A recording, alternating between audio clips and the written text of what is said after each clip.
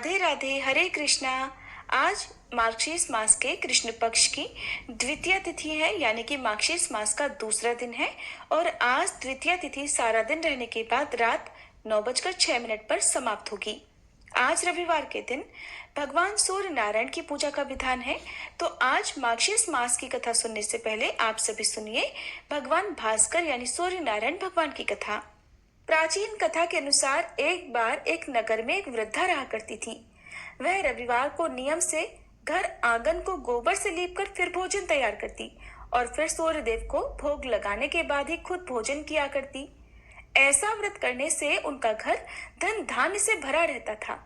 हरि की कृपा से घर में किसी प्रकार का कोई भी दुख नहीं होता था। घर में सब कुछ आनंद मंगल था।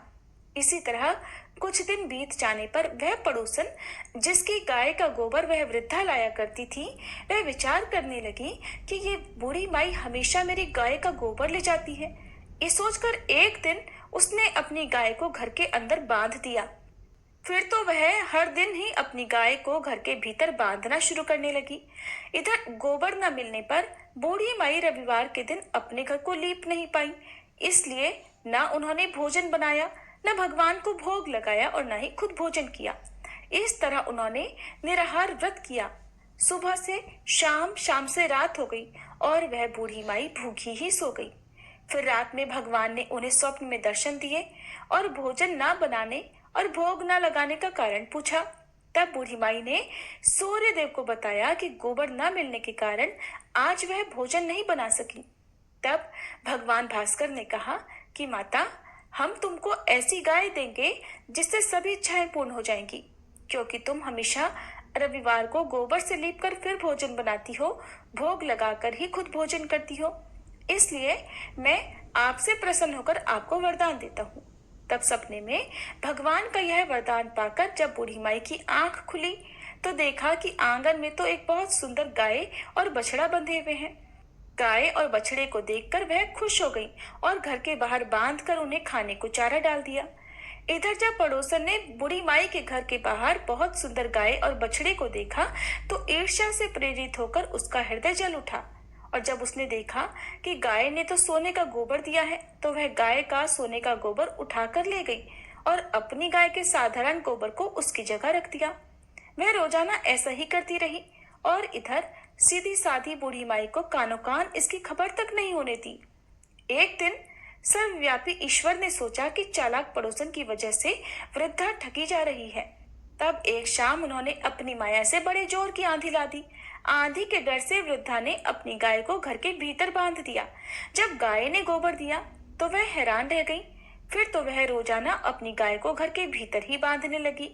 उधर पड़ोसन ने देखा कि गऊ घर के अंदर बंधने लगी है और वह सोने का गोबर उठाने में कामयाब नहीं हो पा रही है, तो कुछ उपाय ना देखकर एक दिन पड़ोसन ने राजा के महल में जाकर सारी बात बता दी। पड़ोसन ने राजा से कहा, महाराज, मेरे पड़ोस में एक वृद्धा के पास ऐसी गाय है जो आप जैसे राजाओं के ही योग्य है और वह गाय रोजाना सोने का गोबर देती है। आप सोने से प्रजा का पालन कीजिए। वृद्धा भला उस सोने का क्या करेगी?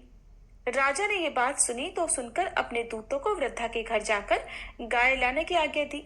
वृद्धा सुबह सुबह ईश्वर को भोग लगाकर भोजन ग्रहण करने ही जा रही थी। तभी राजा के सेवक गाय खोलकर ले गए। ये देखकर वह बहुत रोई चिल्लाई, लेकिन कर्मचारियों ने एक न सुनी। उस दिन फिर वृद्धा गाय के वियोग में भोजन न कर पाई और रात भर रो रो कर भगवान से गाय को पुनः पाने की प्रार्थना करती रही। वहीं दूसरी ओर राजा गाय को देखकर बहुत प्रसन्न हुआ और सुबह जैसे ही वह उठा तो सारा महल गोबर से भरा दिखाई दिया। राजा ये देखकर घबरा गया। भगवान ने रात में राजा को स्वप्न में कहा, हे राजा, गाय वृद्ध को लौटा देने में ही तुम्हारी भलाई है। रविवार के व्रत से प्रसन्न होकर मैंने उस वृद्धा को ये गाय दी थी। सुबह होते ही राजा ने वृद्धा को बुलाकर बहुत सारा धन देकर सम्मान सहित गाय और बछड़ा उसे वापस कर दिया। इसके साथ ही पड़ोसन को बुलाकर उचित दंड भी दिया। ऐसा करने से राजा के महल की गंदगी दूर हो गई और उस दिन राजा ने नगर वासियों को आदेश दिया कि अपनी समस्त कामनाओं की पूर्ति के लिए वे सभी रविवार का व्रत रखा करें। और जब प्रजा ने रविवार व्रत का पालन करके कथा का श्रवण किया तो उन सभी के घर में सुख, समृद्धि, धन के भंडार भर गए। ऐसी है रविवार व्रत की महिमा। बोलिए सूर्य नारायण भगवान की जय। अब सुनिए आज मार्गशीर्ष मास महात्म्य का दूसरा अध्याय, जिसमें श्री महादेव जी देवी पार्वती से कहते हैं कि हे पार्वती, एक समय की बात है, श्री कृष्ण विरजा नाम वाली सखी के यहाँ उसके पास थे, जिससे श्री राधा रानी को बड़ा दुख हुआ। इस कारण विरजा वहां नदी रूप होकर प्रवाहित हो गई। विरजा की सखियां भी छोटी छोटी नदियां बन गई। पृथ्वी की बहुत सी नदियां और सातों समुद्र विरजा से ही उत्पन्न हैं। राधा ने प्रणय कोप से श्री कृष्ण के पास जाकर उनसे बड़े कठिन शब्द कहे। सुदामा ने इसका विरोध किया, जिस पर लीला में श्री राधा ने उसे असुर हो जाने का श्राप दे डाला। फिर तो सुदामा ने भी लीला क्रम से श्री राधा को मानवीय रूप में प्रकट होने की बात कह दी। सुदामा माता राधा और पिता श्री हरि को प्रणाम करके जब जाने को तत्पर हुए, तब श्री राधा पुत्र विरह से कातर होकर आंसू बहाने लगी। श्री कृष्ण ने उन्हें समझा बुझाकर शांत कर दिया और शीघ्र उनके वापस लौट आने का विश्वास दिलाया। बाद में सुदामा ही तुलसी जी का स्वामी शंखचूड़ नामक असुर हुआ था, जो कि मेरे त्रिशूल से वितीर्ण और शाप मुक्त होकर पुनः गोलोक चला गया था। सती राधा इसी वाराह कल्प में गोकुल में अवतीर्ण हुई थी। वे ब्रिज में वृषभानु वैश्य की कन्या हुई। वे देवी अयोनिजा थी, माता के पेट से नहीं पैदा हुई थी। उनकी माता कलावती ने अपने गर्भ में वायु को धारण कर रखा था। उसने योग माया की प्रेरणा से वायु को ही जन्म दिया, परंतु वहां स्वेच्छा से श्री राधा प्रकट हो गई। 12 वर्ष बीतने पर उन्हें नूतन यौवन में प्रवेश करती देखकर माता पिता ने रायाण वैश्य के साथ उनका संबंध निश्चित कर दिया। उस समय श्री राधा घर में अपनी छाया को स्थापित करके स्वयं अंतर ध्यान हो गई। उस छाया के साथ ही उक्त रायाण का विवाह हुआ था। जगतपति श्री कृष्ण कंस के भय से रक्षा के बहाने शैशवावस्था में ही गोकुल में पहुंचा दिए गए थे। वहां श्री कृष्ण की माता जो यशोदा थी, उनका सहोदर भाई रायाण था। गोलोक में तो वह श्री कृष्ण का अंशभूत गोप था, पर इस अवतार के समय भूतल पर वह श्री कृष्ण का मामा लगा करता था। जगत सृष्टा विधाता ने पुण्यमय वृंदावन में श्री कृष्ण के साथ साक्षात श्री राधा का विधि पूर्वक विवाह कर्म संपन्न करवाया था। गोपगण स्वप्न में भी श्री राधा के चरणार बिंद का दर्शन नहीं कर पाते थे। साक्षात राधा यानी कि असली राधा जी तो श्री कृष्ण के वक्ष स्थल में वास करती थी, और जो उनकी छाया थी राधा रूपी, वो रायाण के घर में। ब्रह्मा जी ने पूर्व काल में श्री राधा के चरणार बिंदों का दर्शन पाने के लिए पुष्कर में 60,000 वर्षों तक बड़ी कठिन तपस्या की थी। उसी तपस्या के फलस्वरूप इस समय उन्हें श्री राधा के चरणों का दर्शन प्राप्त हुआ था। गोकुलनाथ श्री कृष्ण कुछ समय तक तो वृंदावन में श्री राधा के साथ आमोद प्रमोद करते रहे। फिर सुदामा के श्राप से उनका श्री राधा के साथ वियोग हो गया था, और इसी बीच में श्री कृष्ण ने पृथ्वी का भार उतारा था। 100 वर्ष पूरे हो जाने पर तीर्थ यात्रा के प्रसंग से श्री राधा ने श्री कृष्ण का और श्री कृष्ण ने श्री राधा का दर्शन प्राप्त किया था। फिर तत्वज्ञ श्री कृष्ण श्री राधा के साथ गोलोक धाम में पधार गए। कलावती अर्थात कीर्तिदा और यशोदा भी श्री राधा के साथ ही गोलोक में चली गईं। प्रजापति द्रोण नंद बने, उनकी पत्नी धरा यशोदा जी हुई। उन दोनों ने पहले की हुई तपस्या के प्रभाव से परमात्मा भगवान श्री कृष्ण को पुत्र रूप में प्राप्त किया था। महर्षि कश्यप वसुदेव जी हुए थे। उनकी पत्नी सती साध्वी अदिति अंशतः देवकी के रूप में अवतीर्ण हुई थी। प्रत्येक कल्प में जब भगवान अवतार लेते हैं, देव माता अदिति और देव पिता कश्यप उनके माता पिता का स्थान ग्रहण करते हैं। श्री राधा की माता कलावती अर्थात कीर्तिदा पितरों की मानसिक कन्या थी। गोलोक से वसुदाम गोप ही वृषभानु होकर इस भूतल पर आए थे। दुर्गे, इस प्रकार मैंने श्री राधा का उत्तम उपाख्यान सुनाया। यह संपत्ति प्रदान करने वाला, पापहारी और पुत्र और पौत्रों की वृद्धि करने वाला है। श्री कृष्ण 2 रूपों में प्रकट हैं, द्विभुज और चतुर्भुज। चतुर्भुज रूप से वे वैकुंठ धाम में निवास करते हैं और स्वयं द्विभुज श्री कृष्ण गोलोक धाम में। चतुर्भुज की पत्नी महालक्ष्मी, सरस्वती, गंगा और तुलसी हैं। ये चारों देवियां चतुर्भुज नारायण देव की प्रिया हैं। श्री कृष्ण की पत्नी श्री राधा हैं, जो उनके अर्धांग से प्रकट हुई हैं। वे तेज, अवस्था, रूप और गुण सभी दृष्टियों से उनके अनुरूप हैं। विद्वान पुरुष को पहले राधा नाम का उच्चारण करके उसके बाद कृष्ण के नाम का उच्चारण करना चाहिए। और अगर इस क्रम का उलटफेर कर दिया जाए, अर्थात राधा कृष्ण कहने के बजाय कृष्णा राधा कह दिया जाए, तो वह पाप का भागी होता है, इसमें संशय नहीं। कार्तिक की पूर्णिमा को गोलोक के रास मंडल में श्री कृष्ण ने राधा जी का पूजन किया और तत्संबंधी महोत्सव रचाया था। उत्तम रत्नों की गुटिका में राधा कवच रखकर गोपों सहित श्री हरि ने उसे अपने कंठ और दाहिनी बाह में धारण किया। भक्ति भाव से उनका ध्यान करके स्तुति की। फिर मधुसूदन ने राधा के चबाए हुए तांबूल अर्थात पान को लेकर स्वयं खाया था। श्री राधा श्री कृष्ण की पूजनीय भी हैं और श्री कृष्ण राधा जी के पूजनीय हैं। वे दोनों एक दूसरे के इष्ट देवता हैं। उनमें भेदभाव करने वाला पुरुष नरक में जाता है। श्री कृष्ण के बाद धर्म ने, ब्रह्मा जी ने, मैंने, अनंत ने, वासुकी ने और सूर्य चंद्रमा ने श्री राधा का पूजन किया। फिर देवराज इंद्र, रुद्रगण, मनु, मनुपुत्र, देवेंद्रगण, मुनीन्द्रगण और संपूर्ण विश्व के लोगों ने श्री राधा की पूजा की। ये सब द्वितीय आवरण के पूजक हैं। तृतीय आवरण में सातों द्वीपों के सम्राट सुयज्ञ ने और उनके पुत्र पौत्रों और मित्रों ने भारतवर्ष में प्रसन्नता पूर्वक श्री राधिका का पूजन किया। उन महाराज को दैववश किसी ब्राह्मण ने श्राप दे दिया था, जिससे उनका हाथ रोगग्रस्त हो गया था, जिस कारण वे मन ही मन बहुत दुखी रहा करते थे। उनकी राज्य लक्ष्मी छिन गई थी, परंतु श्री राधा के वरदान से उन्होंने अपना राज्य पुनः प्राप्त कर लिया। ब्रह्मा जी के द्वारा दिए हुए स्तोत्र से परमेश्वरी श्री राधा की स्तुति करके राजा ने उनके अभेद्य कवच को कंठ और बाह में धारण किया और पुष्कर तीर्थ में 100 वर्षों तक ध्यान पूर्वक उनकी पूजा की। अंत में वे महाराज रत्नमय विमान पर सवार होकर गोलोक धाम में चले गए। देवी, ये सारा प्रसंग मैंने तुम्हें कह सुनाया, अब और क्या सुनना चाहती हो? तब देवी पार्वती कहने लगी, प्रभो, राजा सुयज्ञ कौन थे? किस वंश में उनका जन्म हुआ था? उन्हें ब्राह्मण का श्राप कैसे प्राप्त हुआ था और किस तरह श्री राधा जी को वे प्राप्त कर सके? जो सर्वात्मा श्री कृष्ण की पत्नी है और साक्षात श्री कृष्ण ने जिनका पूजन किया है, उन्हीं परमेश्वरी श्री राधा की सेवा का सौभाग्य एक मलमूत्रधारी मनुष्य को कैसे मिल सका? जिनके चरणार विंदों की रज को पाने के लिए ब्रह्मा जी ने भी पूर्व काल में पुष्कर तीर्थ के भीतर 60,000 वर्षों तक बड़ी कठिन तपस्या की थी और जिनका दर्शन पाना आपके लिए भी अत्यंत कठिन है, उन्हीं पुरातनी महालक्ष्मी श्री राधा देवी का दर्शन राजा सुयज्ञ ने कैसे किया? वे मनुष्यों के दृष्टि पथ में कैसे आई? तीनों लोगों के सृष्टा ब्रह्मा जी ने राजा सुयज्ञ को श्री राधा का कवच किस प्रकार दिया? उनके ध्यान, पूजन और स्तोत्र का उपदेश कैसे दिया? हे महादेव, ये सभी बताने की कृपा कीजिए। तब श्री महादेव जी बोले, देवी, 14 मनुओं में जो सबसे प्रथम है उन्हें स्वयंभू मनु कहते हैं। वे ब्रह्मा जी के पुत्र और तपस्वी कहे गए हैं। उन्होंने शत्रुपा से विवाह किया था। मनु और शत्रुपा के पुत्र उत्तानपाद हुए।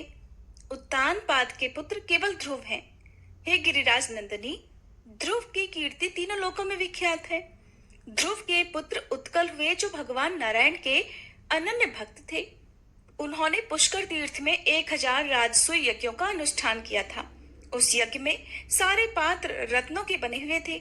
राजा ने बड़ी प्रसन्नता के साथ वे सभी पात्र ब्राह्मणों को दान कर दिए थे। यज्ञांत महोत्सव में राजा ने बहुमूल्य वस्त्रों की सहस्त्रों राशियां, जो कि तेज पुंज से प्रकाशित होती थी, ब्राह्मणों में बांट दी। प्रिय, उस सुंदर यज्ञ को देखकर ब्रह्मा जी ने देव सभा में राजा उत्कल का नाम सुयज्ञ रख दिया। राजा सुयज्ञ अन्न, रत्न और सभी प्रकार की संपत्तियों के दाता थे।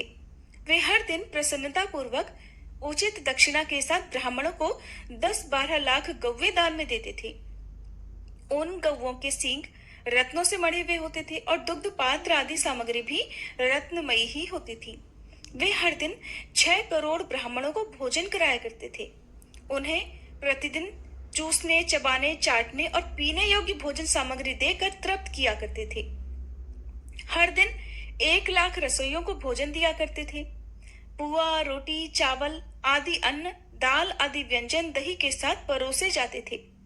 उस भोजन सामग्री में मांस का सर्वथा अभाव होता था। ब्राह्मण लोग भोजन के समय मनुवंशी राजा सुयज्ञ की नहीं, बल्कि उनके पितरों की भी स्तुति करते थे। हे सुंदरी, यज्ञ के दिनों में और उसकी समाप्ति के दिन कुल मिलाकर 36 लाख करोड़ ब्राह्मणों ने अत्यंत तृप्ति पूर्वक सुवर्ण भोजन किया था। उन्होंने दक्षिणा में इतने रत्न ग्रहण किए थे कि उन सबको अपने घर तक ढोकर ले जाना उनके लिए सर्वथा असंभव हो गया था।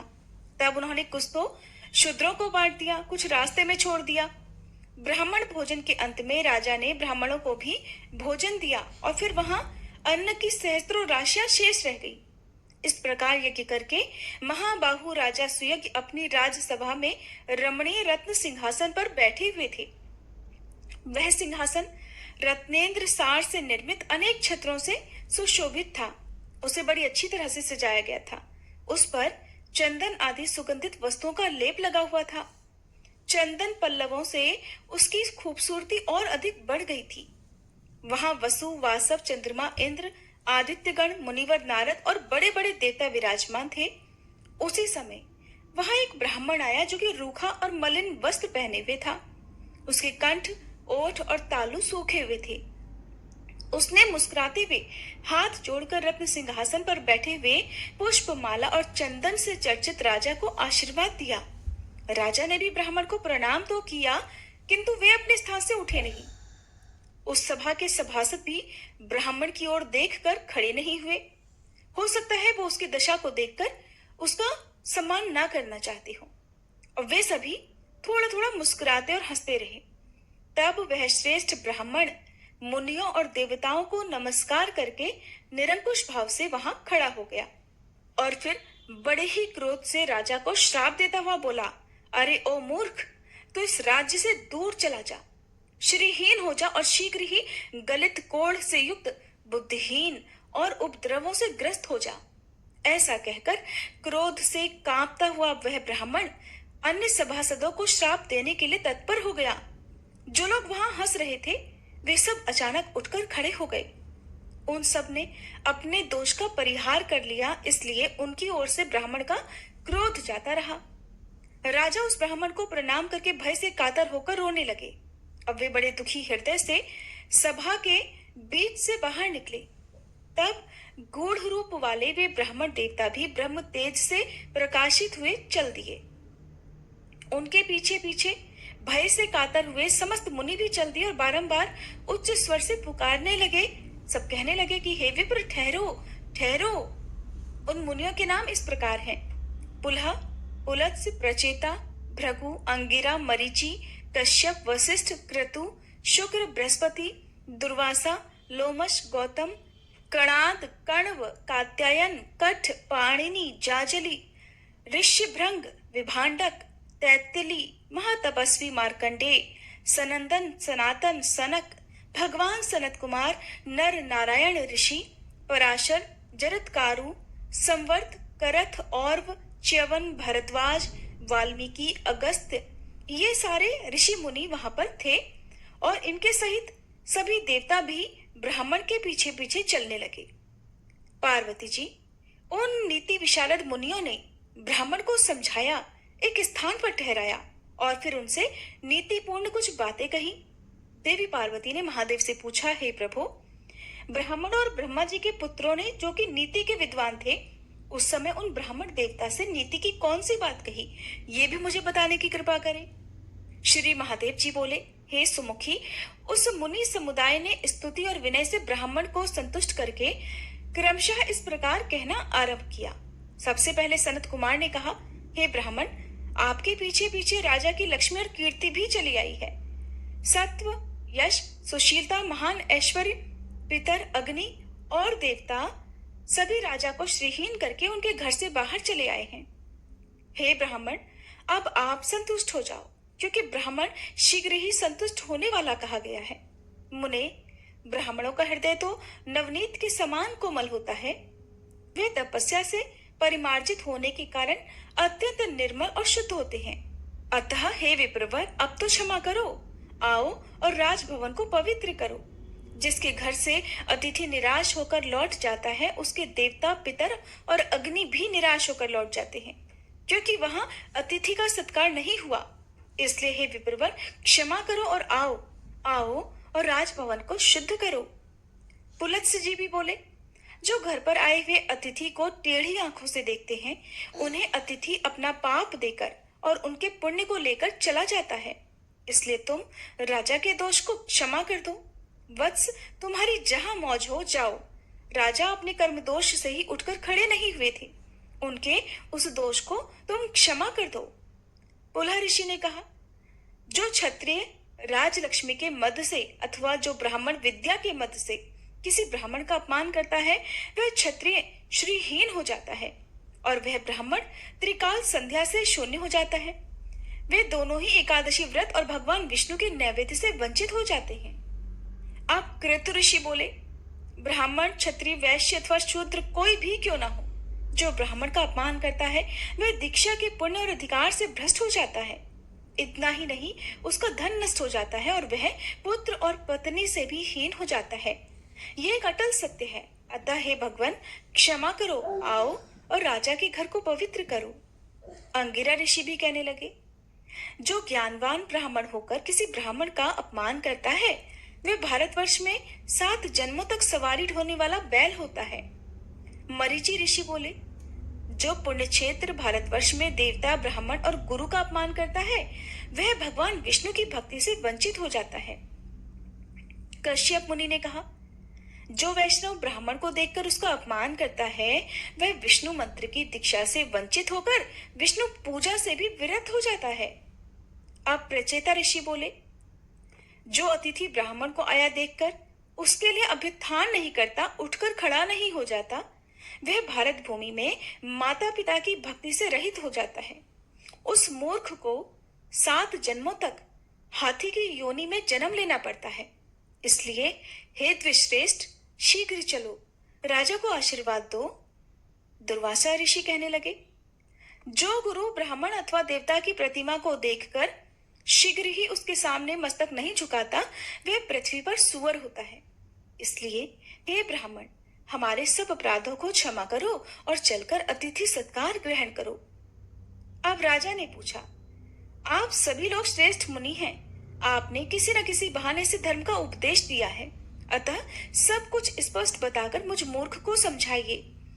हे विप्रवरो, आप लोग पहले मुझे ये बताएं कि स्त्री हत्या, गौ हत्या, गुरु पत्नी गमन, ब्रह्म हत्या और कृतघ्नता करने वालों को कौन सा दोष लगता है और उसका परिहार अर्थात उसकी मुक्ति कैसे होती है।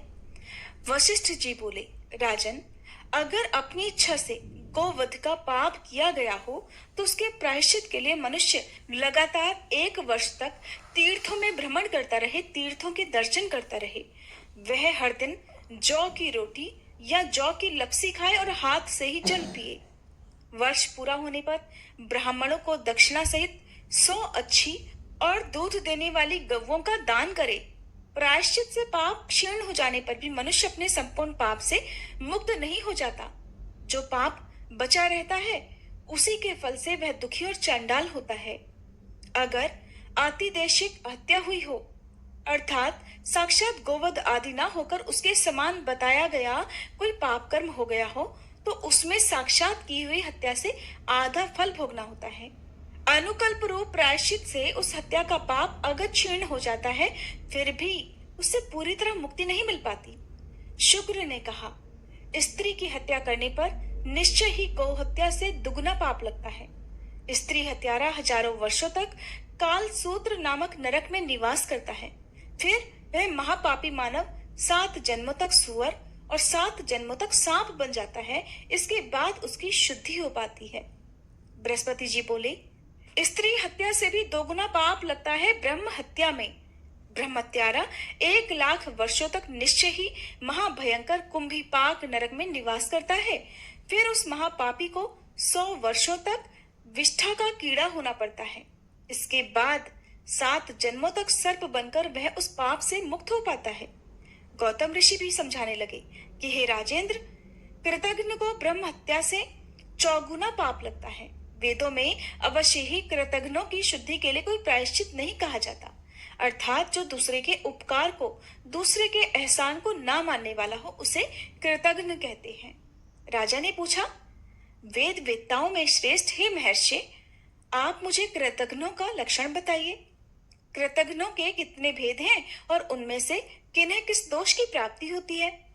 तब ऋषि श्रृंग ने उत्तर दिया, सामवेद में 16 प्रकार के कृतघ्नों का वर्णन किया गया है राजन। वे सब के सब प्रत्येक दोष से प्रत्येक फल के भागी होते हैं।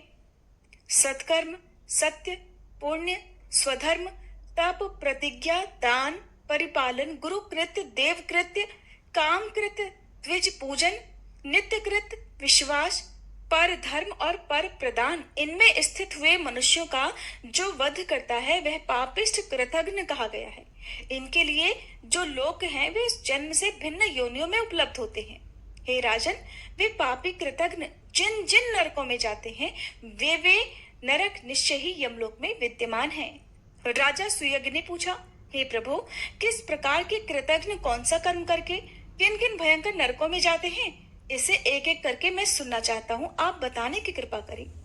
कात्यायन ऋषि बोले, राजन, जो शपथ खाकर भी अपने सत्य को मिटा देता है, यानी कि जो कसम खाने के बाद भी अपनी बात को पूरा नहीं करता, उसका पालन नहीं करता, वह कृतघ्न अवश्य ही 4 युगों तक कालसूत्र नरक में निवास करता है।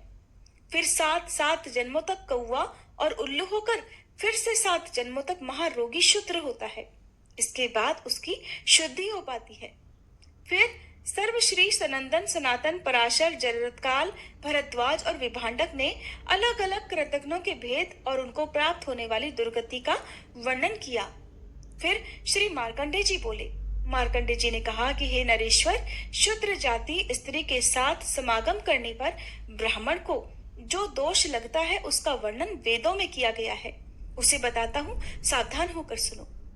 जो ब्राह्मण शूद्र जाति स्त्री के साथ संबंध स्थापित करता है वह कृतघ्नों में प्रधान है, सबसे बड़ा कृतघ्न है।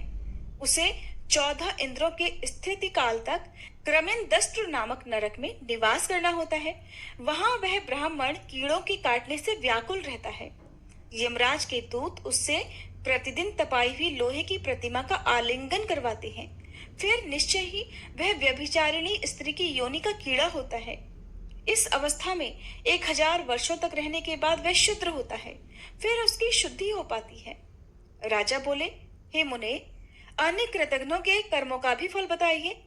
ये ब्राह्मण का श्राप तो मेरे लिए बड़ा लाभदायक हुआ है, क्योंकि इसके कारण मुझे सत्संग का लाभ हुआ है। भला विपत्ति में पड़े बिना किसको संपत्ति प्राप्त होती है? हे मुनिवरों, मैं तो धन्य हूँ, कृत्य हूँ, मेरा जीवन सफल हो गया, क्योंकि आज मेरे घर पर मुक्त मुनिगण और देवता पधारे हैं। इसके बाद मुनियों ने राजा सुयज्ञ के सामने जिन जिन नरकों का वर्णन किया जिसमें कृतघ्न मनुष्य को जाना होता है, उसका वर्णन आप सभी अगले अध्याय में सुनिएगा। अब सुनिए श्री कृष्ण चालीसा पाठ। बंशी शोभित कर मधुर नील जलद तन श्याम, अरुण अधर जनु बिंबा फल नयन कमल अभिराम, पूर्ण इंद्र अरविंद मुख पीतांबर शुभ साज, जय मन मोहन मदन छवि कृष्ण चंद्र महाराज, जय यदुनंदन जय जगवंदन, जय वसुदेव देवकी नंदन, जय यशोदासुत नंद दुलारे, जय प्रभु भक्तन के धृग तारे, जय नट नागर नाग नथैया, कृष्ण कन्हैया धेनु चरैया, पुनि नख पर प्रभु गिरिवर धारो, आओ दीनन कष्ट निवारो, वंशी मधुर अधर धरि तेरी, होवे पूर्ण मनोरथ मेरो, आओ हरि पुनि माखन चाखो, आज लाज भारत की राखो, गोल कपोल चिबुक अरुणारे, मृदु मुस्कान मोहिनी डारे, रंजित राजीव नयन विशाला, मोर मुकुट वैजंती माला, कुंडल श्रवण पीत पट आछे, कटी किंकणी काछन काछे, नील जलज सुंदर तन सोहे, छवि लखि सुर नर मुनि मन मोहे, मस्तक तिलक अलक घुंघराले, आओ कृष्ण बांसुरी वाले। करी पय पान पूत नहीं तार्यो, अका बका कागा सुर मार्यो। मधुवन जलत अग्नि जब ज्वाला, भय शीतल लखित ही नंद लाला। सुरपति जब ब्रिज चढ़ियो रिसाई, मसूर धार वारी वर्षाई। लगत लगत ब्रज चहन बहायो, गोवर्धन नख धारी बचायो। लखिय सुदा मन भ्रम अधिकाई, मुख मह 14 भुवन दिखाई। दुष्ट कंस अति उधम मचायो, कोटि कमल जब फूल मंगायो। नाथी काली यही तब तुम लीन्हे, चरण चिन्ह दे निर्भय कीन्हे। करी गोपिन संग रास विलासा, सबकी पूरन करी अभिलाषा। केतिक मह असुर संग हार्यो, कंस ही केस पकड़ दे मार्यो। मात पिता की बंदी छुड़ाई, उगर सेन कह राज दिलाई। मही से मृत छहु सुत लायो, मातु देव की शोक मिटायो। भौमासुर मुर दैत्य संहारो, लाए 18 सहस कुमारो। दे भी नहीं तृण चीर संहारा, जरा सिंधु राक्षस कह मारा। असुर बकासुर आदिक मार्यो, भक्तन के तब कष्ट निवार्यो। दीन सुदामा के दुख टार्यो, तंदुल 3 मूठ मुख डार्यो। प्रेम के साग विदुर घर मांगे, दुर्योधन के मेवा त्यागे। लखी प्रेम की महिमा भारी, ऐसे श्याम दीन हितकारी। भारत के पारथ रथ हाके, लिए चक्र कर नहीं बल ताके। निज गीता के ज्ञान सुनाए, भक्तन हृदय सुधा वर्षाए। मीरा थी ऐसी मत वाली, विष पी गई बजा कर ताली। राना भेजा सांप पिटारी, शालिग्राम बने बनवारी। निज माया तुम विधि ही दिखायो, उरते संशय सकल मिटायो।